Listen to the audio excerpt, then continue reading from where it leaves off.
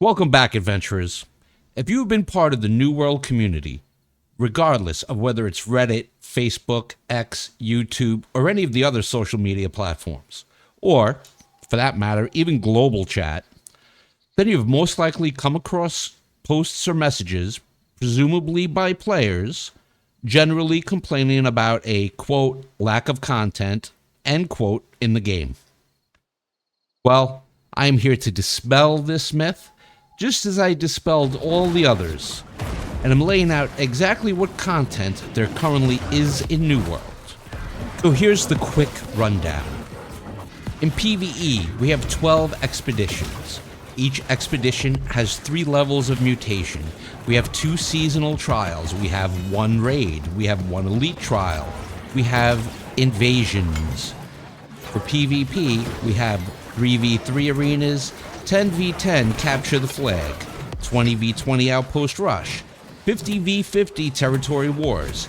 We have open world influence races, and we have a zone that is a free-for-all PvP zone. As far as the open world goes, main story and side quest lines, there's over 500 of them. There are repeatable faction quests in each territory, there are town board quests, and there are 15 elite enemy points of interest for elite chest runs. New World has all that, and we haven't even gotten into Season 10, Nighthaven. Speaking of Season 10, I'm thrilled to announce that Amazon Games has, in fact, sent me a box. This box came directly from them. This box will be opened September 22nd, 9 a.m. Pacific. That's noon Eastern. And it has absolutely nothing to do with Season 10. They want to make sure that that is communicated. I want to make sure that expectations are managed and communicated. So whatever is in this box that was sent out to like the elite content creators, okay, because I'm not going to lie, I saw who else got boxes and I was like, why am I here? Okay. We'll be opening this September 22nd, 9 a.m. Pacific, noon Eastern. And I'll be honest, guys, without you guys hitting the likes, watching the videos, smashing that subscribe button, I would not be here with a box in my hand.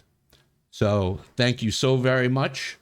Thank you, Amazon Games, for entrusting me with whatever's in this box and for keeping it a secret without signing an NDA, and whatever's in this envelope that will be opened again September 22nd, 9 a.m. Pacific, noon Eastern, across YouTube, Twitch, X, and I'll post the video afterwards. Thank you guys again so very much. This is so awesome. You guys just really don't know how awesome it is for me. Now let's get back to all the content we were just talking about. You're probably wondering, well, how long would it take for you to do all that content? Let's figure it out with some rough averages.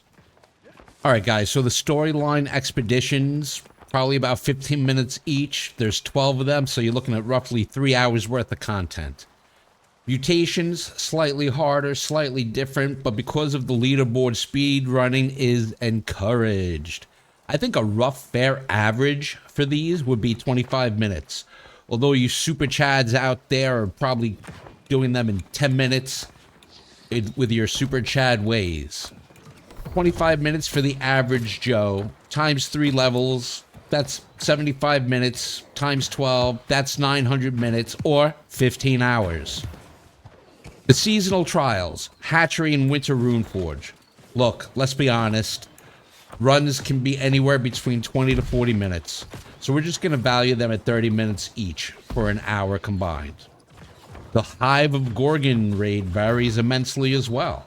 There are Gorgon World Tour runners who can get the entire thing done in 30 minutes. In fact, I saw a video on YouTube about a Gorgon run being done in under 17 minutes. But honestly, the average player, even a carry group, we're going to be clocking that at 75 minutes on average. The 20-person elite trial against the huge worm is also highly dependent on the skill of the players.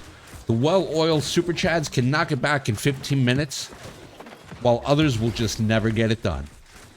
We're going to go middle of the road on this one, and we'll clock this fight at 45 minutes on average. Finally, my personal favorite is the Horde mode of invasions.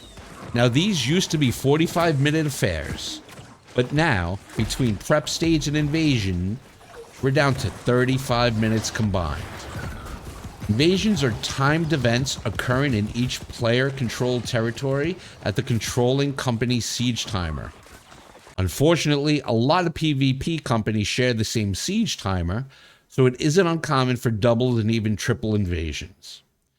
Since there are 12 a week over the course of 3 days, because races and invasions are on 6-day cycles, then that means that a player may have 70 minutes a night of content, or 210 minutes per invasion cycle. So that's 3 hours and 20 minutes of content, not including the camaraderie before and after the invasion in the Discord.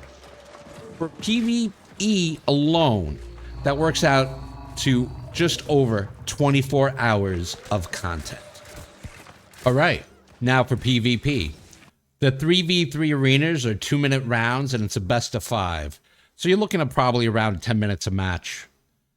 10v10, capture the flag, 15 minutes a match. 20v20, Outpost Rush. Look, the timer's set for 45 minutes, but most matches are done between 20 and 30 minutes. We're going to give it the full 30 minutes.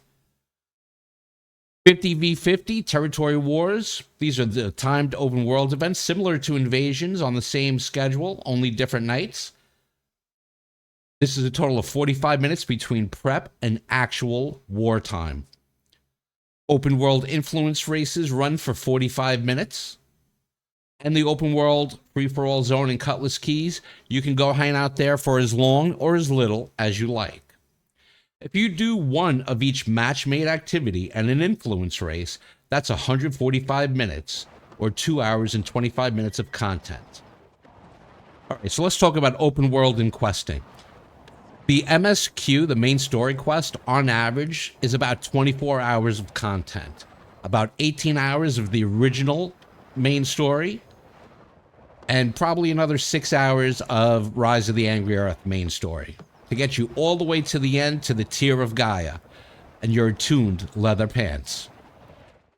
There are over 500 side quest lines. So if you're looking at 5 minutes each, on average, there's 2,500 minutes, which is roughly 42 hours worth of content. Repeatable faction quests, let's average those at 5 minutes each too. They're in each territory, even the ones that are not player controlled. Town board quests. You're guaranteed to have 3 available across the player controlled territories for another 5 minutes each. You're easily looking at 180 minutes or 3 hours worth of questing, just from repeatable faction quests and the town board quests alone. The elite enemy points of interest, where basically the elite chess runs go. There is a wide variety of elite POIs. Some are definitely shorter than others, like Scorpius. And then there are others that are really long, kind of like mines.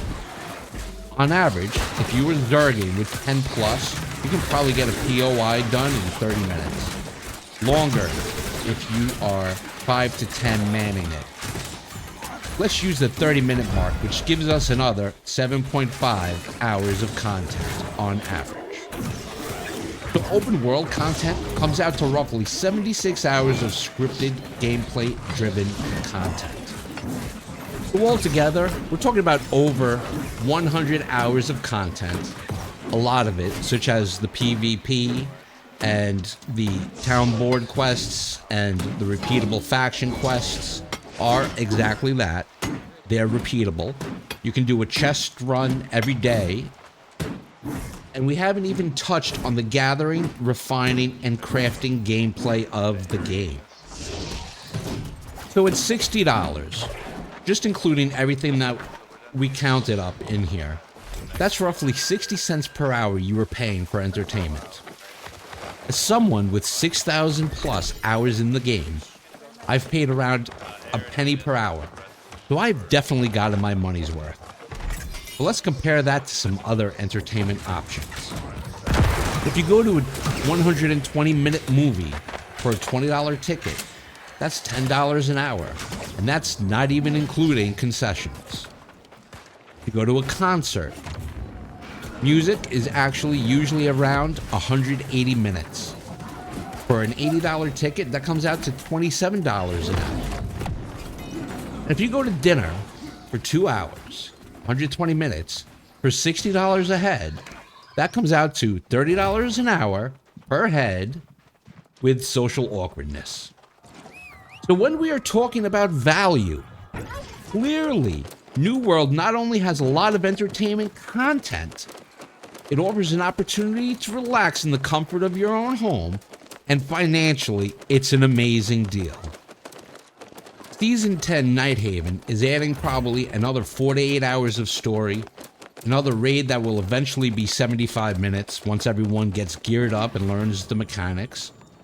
The Catacombs dungeon, that sounds more like a mutation than a storyline experience, so I'm going to toss that at another 35 minutes. And the new OPR map for another 30 minutes. So that's adding at least another solid 8 hours of content for free. And again, the Catacombs dungeon, the OPR map, and the raid are all pinnacle, repeatable activities. So guys, what do you think? Does New World have enough content for you? Is content actually at the crux of the issue of these complaints, or is it something else? Let me know your thoughts in the comments. Be sure to smash that subscribe button for more New World information, and be sure to tune in September 22nd, 9 a.m. Pacific, noon Eastern, to find out what's in the box. And remember, regardless of what you think or how you feel, the corrupted continue to rise and assault our territories. So lock in, adventurers, protect your settlements, and hold the line. Good luck, have fun, kill them all.